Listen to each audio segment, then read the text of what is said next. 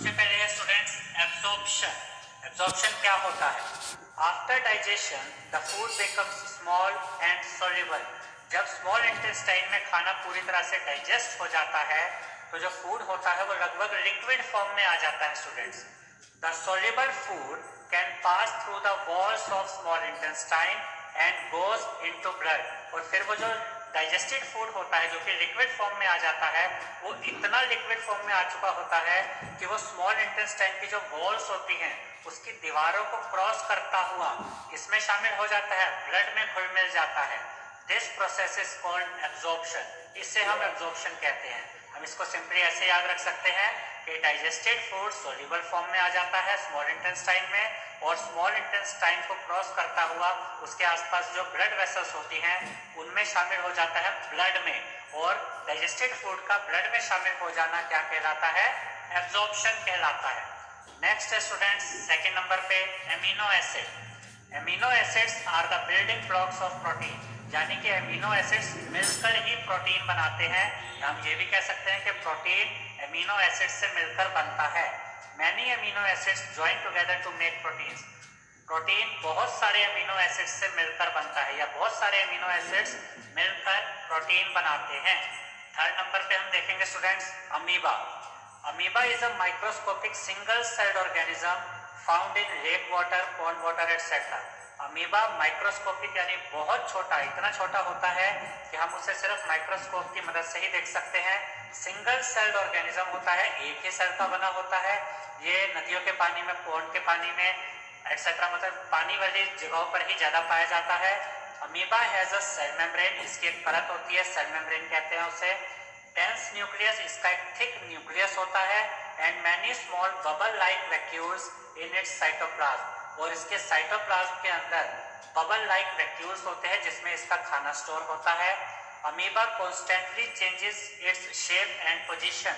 Amoeba लगातार अपनी shape और पोजीशन को चेंज करता रहता है।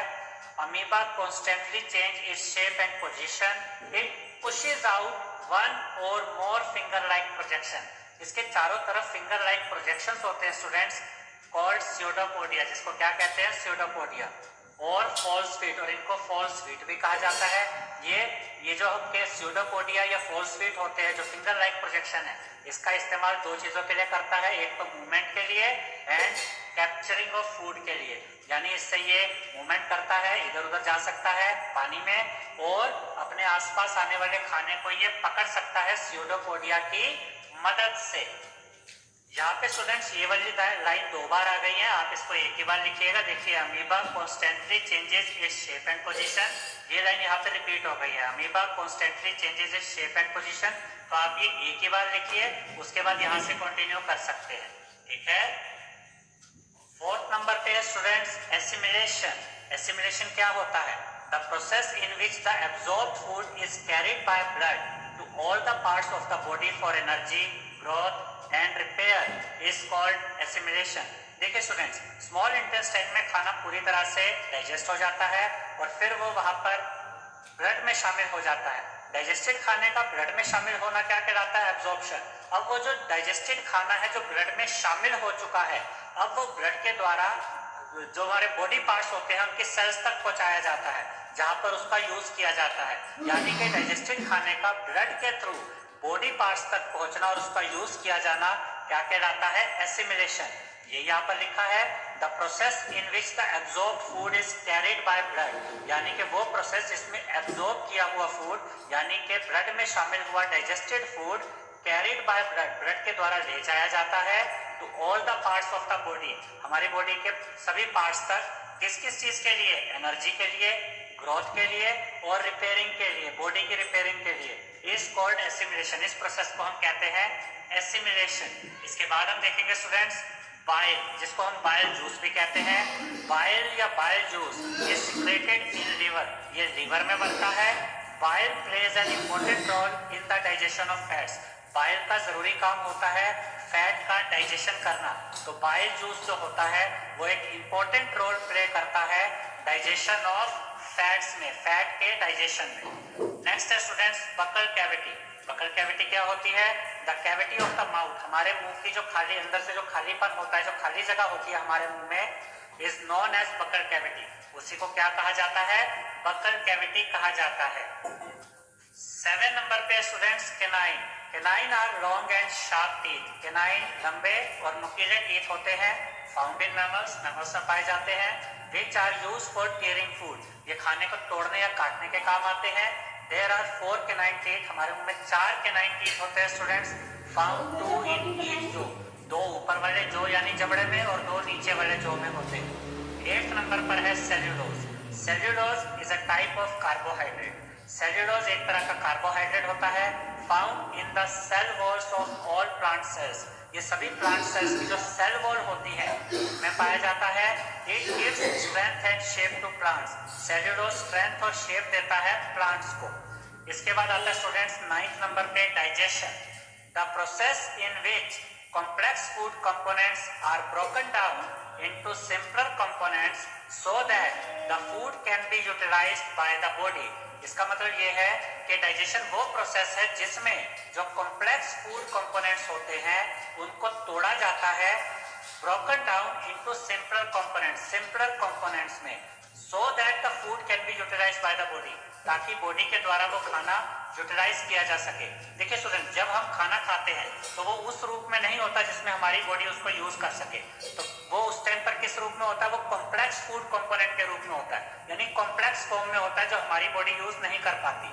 तो सबसे पहले उस खाने को तोड़ा जाता है, उसके लिए यहाँ आया था कि ब्रोकन डाउन होता है उसका, और उसके बाद वो सिंपलर कंपोनेंट्स में बदला जाता है, सिंपलर फॉर्म में बदला जाता है खाने की, so that the food can be utilized by the body, और अब वो इस रूप में आ जाता है टूट के जिससे कि हमारी बॉडी उसको यूज कर सकती है, यानी कि कॉम्प्लेक्स फूड को सिंपलर फूड में चेंज करना ताकि हमारी बॉडी के द्वारा यूज किया जा सके, इस प्रोसेस को हम डाइजेशन कहते हैं। इसके बाद आता है 10th नंबर पे स्टूडेंट्स इजेशन। इजेशन क्या है, the process of removal of undigested food from human beings body is called egestion. देखिए, हम जब खाना खाते हैं तो उसका कुछ हिस्सा तो डाइजेस्ट होकर बॉडी के द्वारा यूज कर लिया जाता है, लेकिन वो हिस्सा जो डाइजेस्ट नहीं हो पाता, जो अनडाइजेस्टेड रह जाता है, उसका शरीर से बाहर निकल जाना क्या कहलाता है, इजेशन। ये यहाँ पर लिखा गया है, the process of removal of undigested food, undigested food का बाहर निकल जाना फ्रॉम ह्यूमन बीइंग्स बॉडी, हमारे शरीर से, इज कॉल्ड इजेशन, इसको हम कहते हैं इजेशन। इसके बाद आता है 11th नंबर पे students fatty acids. Fatty acids are the building blocks of the fat, यानी कि फैटी एसिड्स मिलकर ही फैट बनाते हैं। During digestion the body breaks down fats into fatty acids, जब डाइजेशन होता है खाने का हमारे शरीर में तो हमारी बॉडी क्या करती है, फैट को ब्रेक कर देती है फैटी एसिड्स में, which can be absorbed into the blood, जो ब्लड में शामिल हो जाता है, यानी कि डाइजेशन के दौरान जो फैट होता है वो फैटी एसिड्स में चेंज किया जाता है, क्योंकि फैटी एसिड्स के रूप में ही हमारी जो बॉडी होती है वो फैट को एब्सॉर्ब कर सकती है या यूज कर सकती है, और फैटी एसिड्स मिलकर ही फैट बनाते हैं। 12th नंबर पे है students food vacuole. The food vacuole is a membrane bound cell organelle, यानी मेम्ब्रेन से घिरा हुआ, इसके चारों तरफ एक परत होती है।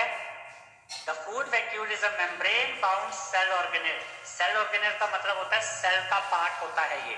Amoeba takes up the food material with the help of pseudopodia, amoeba जो होता है स्टूडेंट्स वो खाने के पार्टिकल्स को किसकी मदद से लेता है अपने शरीर में, स्यूडोपोडिया की मदद से, और जब खाना उसके अंदर आ जाता है एंड द इंजेस्टेड फूड यानी खाना जब अंदर आ गया is digested by food vacuole, फिर वो फूड वैक्यूल में डाइजेस्ट होता है। तो कह सकते हैं कि अमीबा जब खाना खाता है, खाना अपने शरीर में लेता है तो वो फूड वैक्यूल में ही स्टोर होता है और वहीं पर वो डाइजेस्ट होता है।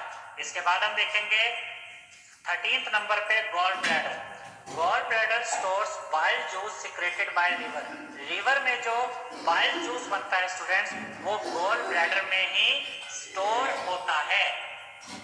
14 नंबर पे students glycerol. Glycerol is produced during the digestion of fats, glycerol कब बनता है, जब डाइजेशन ऑफ फैट्स होता है।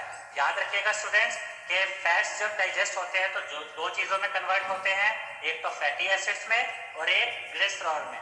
15 नंबर पर है incisor. Incisors are known as cutting teeth, incisors को हम कटिंग टीथ भी कहते हैं यानी काटने वाले दांत। They are use for cutting and biting of food, ये कटिंग में यानी काटने में और तोड़ने में काम आते हैं खाने को।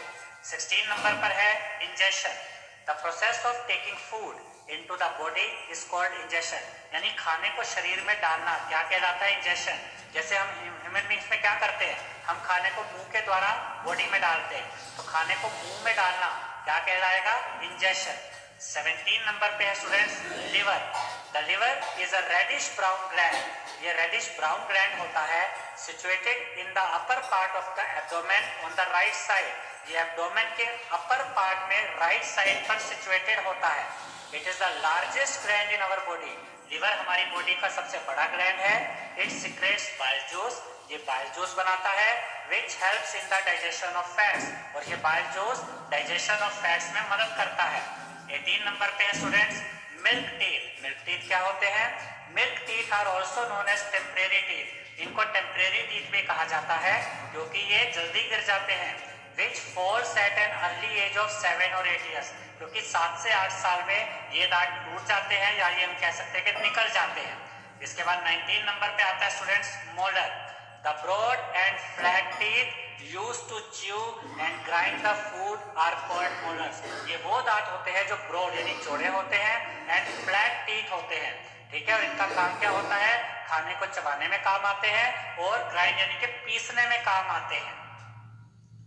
20th नंबर पे students permanent teeth, permanent teeth क्या होते हैं, the teeth come after the break down of milk teeth, जब मिल्क टीथ टूट जाते हैं या निकल जाते हैं उनके बाद जो दांत आते हैं स्टूडेंट्स वो परमानेंट टीथ होते हैं, they remain till old age, ये बहुत लंबे समय तक रहते हैं, ठीक है स्टूडेंट्स। नेक्स्ट है 21 नंबर पे एसोफेगस, एसोफेगस क्या होता है, oesophagus is a tube through which food travels from mouth to stomach in human body, oesophagus एक ट्यूब होती है जिससे जो खाना होता है वो ट्रेवल करता है यानी आगे जाता है मुंह से लेकर कहां तक, स्टमक तक, इस ट्यूब को हम क्या कहते हैं, oesophagus. It is also known as food pipe, इसी एसोफेगस को फूड पाइप भी कहा जाता है।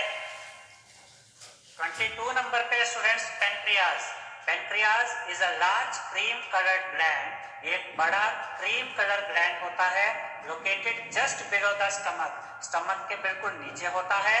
Pancreas secretes pancreatic juice, pancreas क्या बनाता है, पेनक्रियाटिक जूस बनाता है which acts on carbohydrates fats and protein, और ये जो पेनक्रियाटिक जूस होता है स्टूडेंट्स ये किस पे काम करता है, कार्बोहाइड्रेट पे, फैट्स पे और प्रोटीन पे, and change them into simpler forms, और ये कार्बोहाइड्रेट फैट और प्रोटीन को सिंपलर फॉर्म में चेंज कर देता है जिससे हमारी बॉडी इन्हें यूज कर पाती है। 23rd नंबर पे स्टूडेंट्स प्रीमोलर, प्रीमोलर क्या होते हैं, द ब्रॉड टीथ, ये चौड़े टीथ होते हैं नेक्स्ट टू केनाइंस, केनाइंस के साथ, used for cracking hard foods, ये जो हार्ड फूड होता है उसको तोड़ने में, उसको क्रैक करने में काम आते हैं, इनको हम क्या कहते हैं, इस तरह के टीथ को प्रीमोलर्स। 24 नंबर पे देखेंगे स्यूडोपोडिया, स्यूडोपोडिया क्या होता है, फिंगर लाइक प्रोजेक्शंस, ये फिंगर लाइक प्रोजेक्शन होते हैं यानी फिंगर लाइक स्ट्रक्चर होता है ऑफ अमीबा, अमीबा में, दैट हेल्प्स इट, जो अमीबा की मदद करता है टू मूव, मूवमेंट के लिए, मूव करने के लिए, एंड एनगल्ड फूड, और खाना निगलने के लिए या खाना खाने के लिए, और इस फिंगर लाइक स्ट्रक्चर को हम क्या कहते हैं, स्यूडोपोडिया कहते हैं।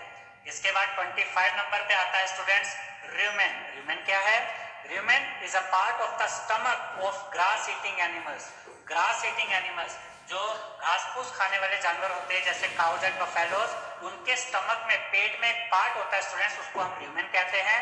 here the food gets partially digested, यहाँ पर खाना कुछ हद तक डाइजेस्ट हो जाता है and is called cut, और इस partially digested खाने को क्या कहा जाता है, कट कहा जाता है।